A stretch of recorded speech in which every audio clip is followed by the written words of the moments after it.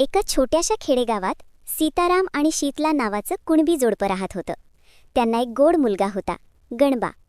गणबा 5 वर्षांचा झाला तेव्हा त्याचे वडील देवाघरी गेले. आता घरी आई आणि गणबा दोघंच उरले होते. काही दिवसांनी गणेश चतुर्थी जवळ आली. गावातली सगळी मुलं खेळता खेळता आपापल्या घरी येणाऱ्या गणपतीबद्दल बोलू लागली.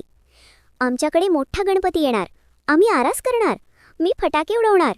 गणबा मात्र गप्प बसून ऐकत होता. एक मुलगा विचारतो, गणबा, तुझ्या घरी गणपती नाही करे? दुसरा हसून म्हणतो, बिचारा, त्याचे वडील नाहीत, पैसे कोण खर्च करणार? गणबाचं मन दुखावलं. तो काहीच न बोलता घरी निघून गेला. घरी आल्यावर तो आईजवळ गेला आणि हळूच म्हणाला, आई, आपण पण गणपती बसवूया ना? आई प्रेमाने म्हणाली, गणबा, गणपतीचं व्रत खूप कडक असतं. 21 मोदक 21 पत्री लागतात. आपण गरीब आहोत बाळा, आपल्याला ते जमणार नाही. गणबा थोडा विचार करतो आणि विचारतो, आई, आपल्याकडे किती पैसे आहेत? आई म्हणाली, फक्त 3 पैसे. हे ऐकताच गणबा आनंदाने टाळ्या वाजवतो.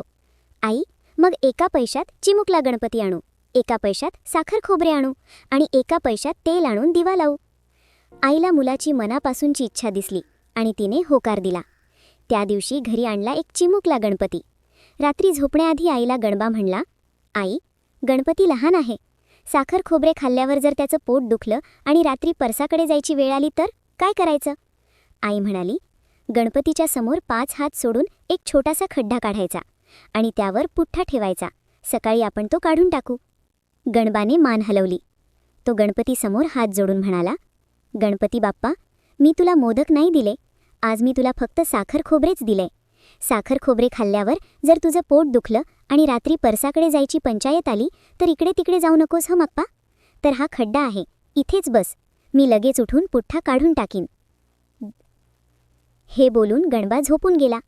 पण रात्रभर तो मध्ये मध्ये उठून खड्डा पाहत राहिला. हे पाहून गणपतीला गणबाची निरागस काळजी पाहून दया आली आणि गणपतीने तो खड्डा सोन्याच्या मोहरांनी भरून टाकला. सकाळी गणबा उठला, पुठ्ठा बाजूला केला आणि आश्चर्याने ओरडला, आई! आई धावत आली.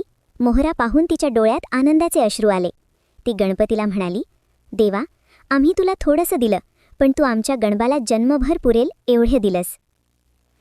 त्या संध्याकाळी आई आणि गणबाने शेजाऱ्यांच्या गणपतीसोबत आपला चिमुकला गणपती आदराने पोहोचवला आणि मनात ठरवलं, पुढच्या वर्षी आपण बाप्पाची मोठ्या भक्तीने पूजा करू.